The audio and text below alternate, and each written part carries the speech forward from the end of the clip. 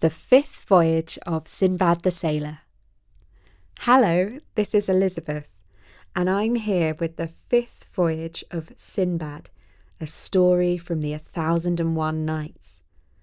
Sinbad the Sailor is relating the tale of his travels to his namesake, Sinbad the Porter.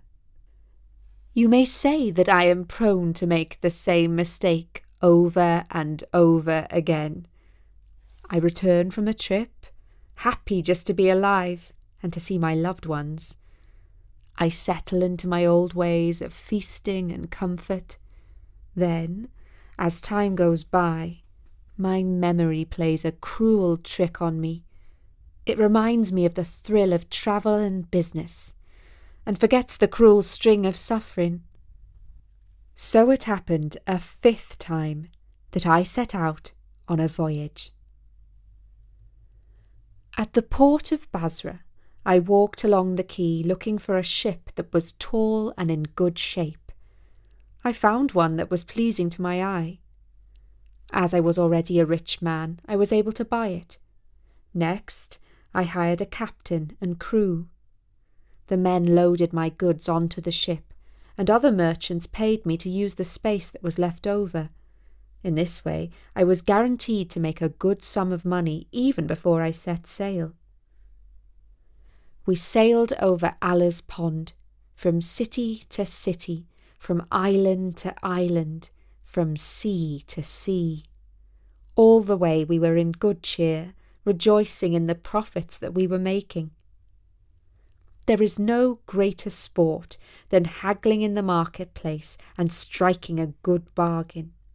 Both sides argue furiously over the price, joshing and pleading, throwing up their hands, begging and accusing, pretending to have hurt feelings, and at the end they laugh and smile and make the exchange, each convinced that they have had the better side of the deal. Goods and money change hands everywhere that people can count on their fingers. And so our journey prospered, until one day we reached a small island floating in the sea. I did not have any particular interest in this deserted place, and I remained below deck. Some of the merchants were curious to investigate an unusual rock on the shore. It lay half buried in the sand, the top half forming a great white dome. When they ran their hands over its smooth surface, it felt to them like an egg. They bashed it with stones until it cracked open and water gushed out. Inside, they found a giant chick, which soon made a fine dinner. The smell of the roast meat met my nostrils as I lay in my bunk, and I heard the merry merchants as they made a party of it. I got to my feet and waded ashore, keen to join the feast. When I saw the broken eggshells and the giant roast chick, I fell down on my knees and cried, "In the name of Allah the Merciful and the Great, we are doomed. Do you not realize what you have done? You have killed the young of a roc, a monstrous bird who will soon return and reap vengeance for this folly." We splashed through the surf, reboarded our ship, and set out for the open sea. We had not got far before we saw the silhouette of a giant bird that held a great boulder in its talons. He dropped this load so that it landed by the side of our ship. The waters opened to reveal the bottom of the sea, and down we slid into the great trough before being tossed up again onto the foaming summit of a mountainous wave. Our ship was not sunk until a second, larger bird dropped a stone that cut through the deck, and now we were ruined. I swam for my life among the surging surf and grabbed hold of a piece of wreckage. A while later, by permission of the Most High, I was washed ashore, half drowned, on the beach of another island. I found myself in a kind of paradise, home to sweet-smelling flowers, delicious low-hanging fruit, and birds singing the praises of the one who is eternal. A mossy bank was my pillow for the night, by the side of a stream. In the morning, when I awoke, I saw sitting not far from me an old man dressed in a skirt of palm leaves. He made signs, as if begging me to pick him up on my shoulders and carry him across the water.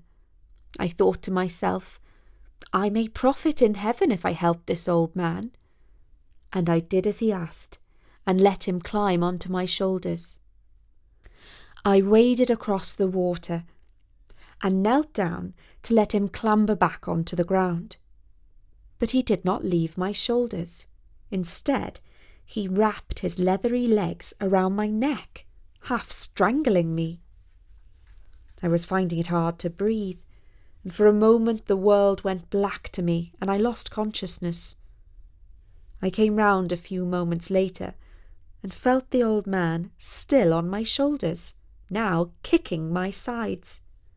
The pain forced me to rise again to my feet. Then he pointed for me to take him among the fruit trees, so that he could reach up and grab whatever he wanted to take and eat. If ever I refused to do his bidding, he beat or strangled me into submission. For some days I carried my burden around the island. At night I slept with him still entwined around my neck. There was nothing I could do to shake him off, try as I might. I was growing weaker by the day, and I began to curse my own kindness.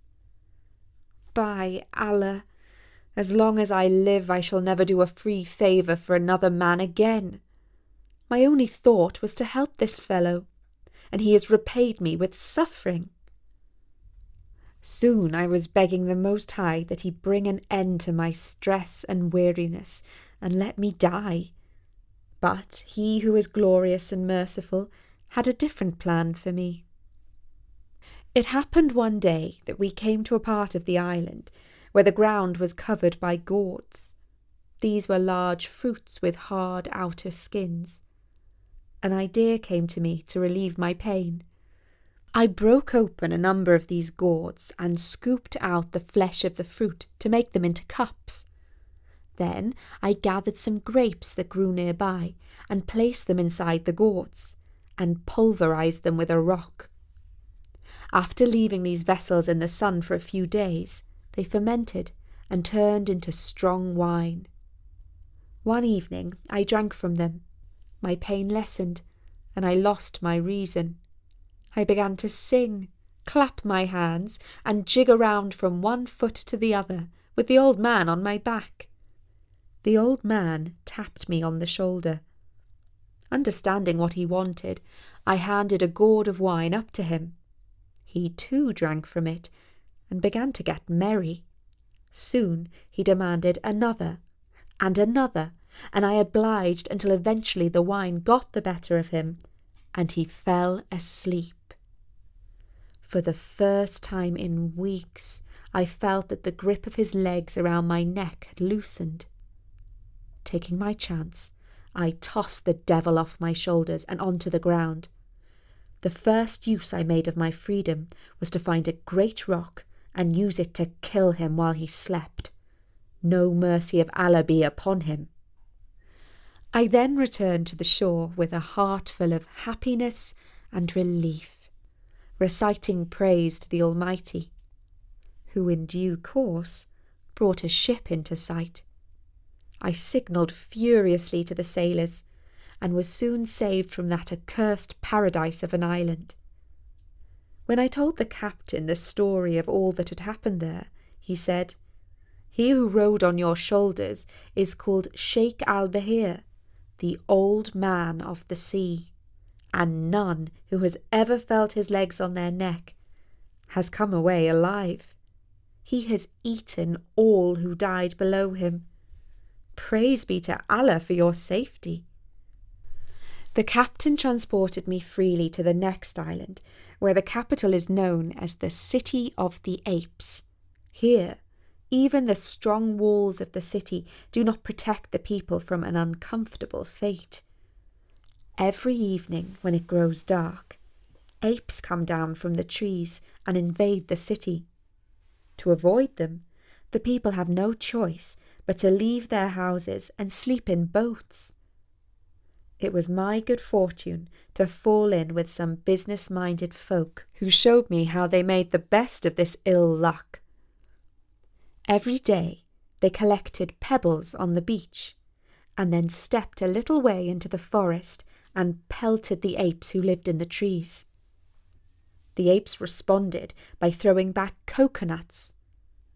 This battle of stone and coconut took place every day, but the trade was fair because the people picked up the fruit and took them to sell in the market. I joined in this amusing but dangerous sport, and Allah permitted me to make a fair profit day after day, until I had amassed a good sum of money. When I was once again well off, I hired a passage on a passing ship. While travelling on my way back, I traded my gold for pearls and made an even greater profit. By the time I reached the welcome port of Basra, I had amassed a fifth fortune to add to my others. And that was the fifth voyage of Sinbad. Bertie says that the Old Man of the Sea crops up in myths from all over the world. For instance, in Greek mythology, he is a slippery character. If you can catch hold of him, he can answer any question you ask. But he is difficult to catch because he keeps changing his shape into forms like a serpent, a lion, a tree, or even water. There are 7 voyages of Sinbad in all, and I will be back very soon to tell you what happened next.